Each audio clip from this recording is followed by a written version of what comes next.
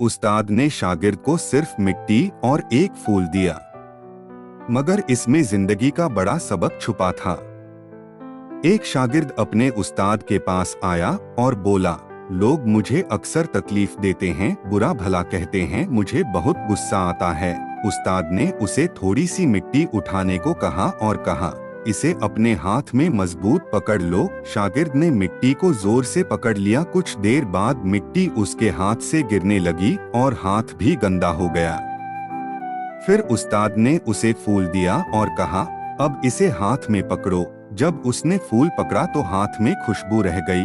उस्ताद मुस्कुराए और बोले, अगर तुम लोगों की बुराइयों को दिल में पकड़ कर रखोगे तो हाथ में मिट्टी की तरह गंदगी रह जाएगी, लेकिन अगर अच्छाई को अपनाओगे तो फूल की तरह खुशबू बाकी रहेगी। यह कहानी वासिफ अली वासिफ की किताब से ली गई है।